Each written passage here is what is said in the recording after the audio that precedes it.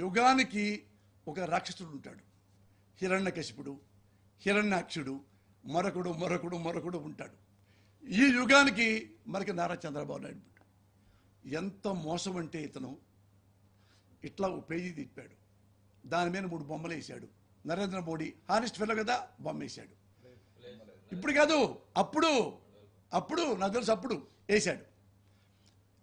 పాపం మోడీ గారు హానెస్ట్ కాబట్టి జనం నమ్ముతారు. ఆ తర్వాత పవన్ కళ్యాణ్ కొత్తగా రాజకీయాల్లోకి వచ్చాడు కాబట్టి 2014లో ఫ్రెష్ అయ్యి కాబట్టి ఇంకా అతనికి కాపులు ఓట్లేస్తారని, సినిమా క్రేజ్ ఉందని అతన్ని పెట్టుకున్నాడు. లేకపోతే పెట్టుకుంటాడు, ఎందుకు పెట్టడం. తర్వాత ఈ ముగ్గురు వేసుకొని 600 పైచిలకు హామీలు మీకు ఇచ్చాడు. ఈ 600 హామీలు మీకు నెరవేరుస్తానమ్మా, రుణమాఫీ చేస్తానమ్మా, నిరుద్యోగ డబ్బులు ఇస్తానమ్మా, ఇంకోటి ఇస్తానమ్మా, మీరు మొత్తం చదవండి అమ్మా, ఇంకా టైం ఉంది, ఎలక్షన్ టైం ఉంది, ఇంకా ఓటింగ్ టైం ఉంది. ఈ పేదల్లో చదువుకున్న పిల్లలుగా ఉన్నారు కదా, ఇప్పుడు నాడు నేడుకి వెళ్తున్నారు కదా, ఆ పిల్లల్ని ఇంట్లో కూర్చోబెట్టుకోండి. నారా చంద్రబాబు నాయుడు 2014 ఉంది కదా మేనిఫెస్టో, ఆ హామీల పత్రం, దాన్ని చదివించుకోండి. 1, 2, 3 చదివించుకోండి పిల్లలతో, ఒక్కొక్క లెక్కేసుకుంటే వెళ్ళండి. ఆ 600లో ఒక్క హామీ అయినా మీకు ఇస్తే నేను మిమ్మల్ని అడగను, ఇక పలానాడికి ఓటేయమని అడగను, ఒక్కటి కూడా వేయలా. దానికి ఎగ్జాంపుల్ చెప్పమంటారా, సాక్ష్యం నిజం చెప్పమంటారా?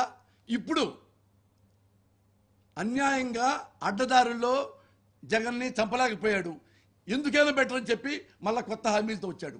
బస్సులో ఫ్రీ అంట. అమ్మా, మీరు ఇంట్లో పనులు మానేసేసి బస్సు ఫ్రీకి ఇచ్చాడని బస్సులో తిరుగుతుంటారా? బస్సులోకి తిరుగుతుంటారమ్మా మీరు? స్నానం చేసి మంచి బట్టలు కట్టుకొని ఏ తమ్ముళ్ళు అమ్మాలను పంపిస్తారా? బస్సుకి తిరిగిరా? దేనికి బస్సుకి తిరగాలి? ఎప్పుడో దేవుడి దగ్గరికి వెళ్తావు. ఒక్కసారి జగన్మోహన్ రెడ్డి ఇస్తున్నాడుగా మీకు 15,000 అమ్మఒడి, నాడు నేడు చేస్తున్నాడుగా, మీ ఇంటి పెన్షన్ వస్తుందిగా. 100 రూపాయలు పెడితే బస్సు ఎక్కుతావు, 10 రూపాయలు పెడితే బస్సు ఎక్కుతావు. దానికి పెద్ద హామీ అంట. దాని హామీ అమ్మా, బస్సు ఎక్కితే 10 ఏళ్ళు ఆయుష్ పెరుగుద్దా మీకు? మీ జీవన ప్రమాణాలు పెరుగుతాయా? మీ ఇంట్లో 2 పూట్ల అన్నం కడుపు నిండుద్దా? బస్సు అంట ఎక్కండి మీ ఇష్టం, పో నేను ఎక్కిస్తా. ఇది హామీయా? అది మీరు నమ్ముతారా? దొంగ ఒక్కటి కూడా మీకు చెయ్యడు. పొరపాటున ఓటేసి సీఎం అయ్యాడు అనుకో, ఇప్పుడు ఇచ్చారు, ఎప్పుడు దాకా జగన్ బాబు మీకు ఇచ్చాడే ఇళ్ళు స్థలాలు, అవన్నీ తీసుకుంటాడు వెనక్కి. మీకు డౌటే లేదు, మీ మొత్తం వెనక్కి తీసుకుంటారు.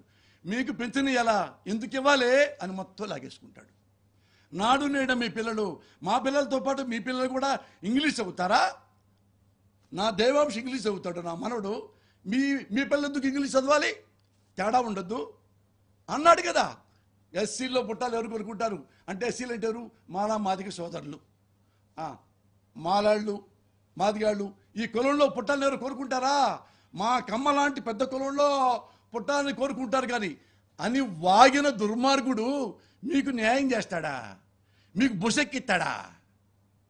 ఇంకా విమానం ఎక్కి వారం అమెరికా చూపిస్తారు, అందులో ఏదైనా చేస్తాడు, హైదరాబాద్ సముద్రంలాగా. దుర్మార్గుడు, అస్సలు నమ్మొద్దు. ఎందుకు చెప్పంటారా? మోడీ గారు ఇప్పుడు మళ్ళీ వచ్చింది కదా మేనిఫెస్టో కొత్తది, అందులో ఇదివరకు ఫస్ట్ 3 ఉండే బొమ్మలు, మోడీ, పవన్ కళ్యాణ్, చంద్రబాబు. ఇప్పుడు 2 ఉన్నాయి. ఎందుకు చెప్పండి? ఇప్పుడు 2 ఎవరికి ఉన్నాయి? పవన్ కళ్యాణ్ గతి లేదు, అక్కడే ఉంటాడు, అందుకే ఆయన ఫోటో. చంద్రబాబు నాయుడు అతనిదే, వాళ్ళు జరదే పెట్టుకున్నారు ఇప్పుడు అన్నదమ్ముల్లాగా పక్క. మరి మూడోది మోడీ ఏమైంది చెప్పండి? మోడీ ఏముందో చెప్తే మీకు ఒక్కోళ్ళకి 100 రూపాయలు ఇస్తా గిఫ్ట్. నేనే చెప్తాను మీకు. మీరు అమాయకులు, మీకు అన్నీ తెలియవు కదా, పేపర్ చదవలేరు కదా, అందుకని నేను చెబుతున్నానమ్మా. ప్రమాణ సాక్షిగా నేను మీకు ఎప్పుడూ నిజాలే చెప్తా. నాకే ఆశలు ఆశయాలు లేవు. నేను అన్నీ ఉన్నవాడిని, దేవుడు నా పెళ్ళాం బిడ్డలతో సంతోషంగా ఉన్నా. తల్లి సాక్షిగా మీకు ఎప్పుడు ఒక్క మాట కూడా అబద్ధాలు చెప్పి రాంగ్ రోడ్ని పట్టించను తల్లి. ఎప్పుడైనా ఒక అబద్ధం ఆడా పోసానంటే వచ్చి చెప్పుతో కొట్టండి నన్ను. అది చెప్తున్నా. మోడీ గారు ఏమన్నా తెలుసా? వచ్చే మేనిఫెస్టోలో నా బొమ్మ తీసేయమనం. ఆ దుర్మార్గుడు అన్ని రకాలు చెప్తాడు, చంద్రమండలంలో కూడా పంపిస్తారంటాడు. అలవి కాని హామీలు మొత్తం పెడతాడు. మొత్తం పెడతాడు. మీరు ఉన్నారు కదా ఇక్కడ, మీకు ఓ పని చేస్తానమ్మా, ఒక్కొక్క ఊరికి ఒక్కొక్క విమానం కొని పెడతా అని తిరుగుతూ ఉండండి అని కూడా చెప్తాడు. అందుకని ఈ దుర్మార్గుడి గురించి నాకు వద్దు. అందుకని ఏమయ్యా నారా చంద్రబాబు నాయుడు, నీ మేనిఫెస్టోలో నా ఫోటో తీసేయి, నా పరువు పోయిద్ది. నువ్వెట్టు హామీలు ఇవ్వలేవు, పోయినసారి కూడా ఇవ్వలేదు, అన్పాపులర్ అయిపోయా. నా జీవితాన్ని నాశనం చేయకు, మా బీజేపీని నాశనం చేయకు. నువ్వు చావు, ఏం చేస్తావు, నీ బొమ్మ వేసుకో, నా బొమ్మ మాత్రం వేయద్దు. వార్నింగ్ ఇస్తే గతి లేక మోడీ గారి బొమ్మ. మోడీ గారు ఎంత తెలివితేటలుగా రియలైజ్ అయ్యారో మీరు అలాగే రియలైజ్ అవ్వండి. మోడీ గారు ఎంత తొందరగా బుద్ధి తెచ్చుకున్నాడో మీరు కూడా అంత జ్ఞానం కలిగి ఉండండి. చాలా జాగ్రత్తగా ఉండండి. ఇది ఎబో వాడు వచ్చాడు ఒకడు, వాడెవడో కోమటి జయరామ్ అంట, ఎన్ఆర్ఐ అంట, కమ్మ నాయకుడు అంట.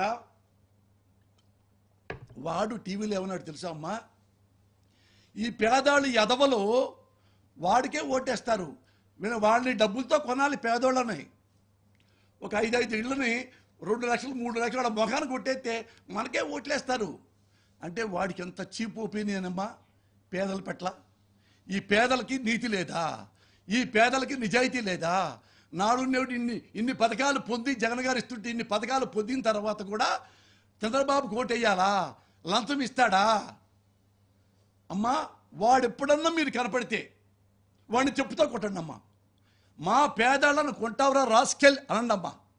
గుర్తుపెట్టుకోండి, ఈ 20 రోజుల పాటు మీ ఇళ్ళ చుట్టూతా మన నాడు వెళ్ళి పిల్లలతో సహా మొత్తం కర్రలు పట్టుకొని రాత్రి పగళ్ళు ఈ 20 రోజులు కాపలా కాయండి.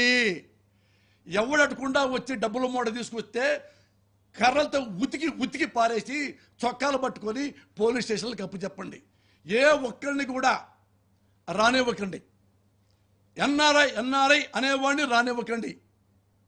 వాళ్ళందరూ మా గ్రూప్ అనమాట, కమ్మ గ్రూపు.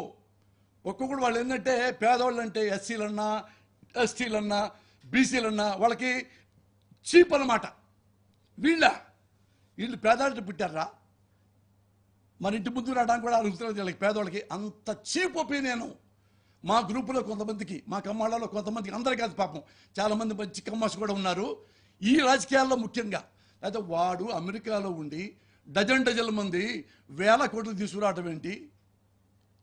జనాన్ని ప్రేమించే దమ్ము లేక, జనాలను తను ప్రేమించలేకపోతే డబ్బులతో రాంగ్ రూట్లో పేదలను కొంటానంటమ్మా. పేదల్ని అంటే మీరే పాపం. ఏ ఒక్కడొచ్చి 1000 కాదు 1,00,000 ఇచ్చినా కానీ చెప్పుతో కొడితే నువ్వు మహాతల్లివి.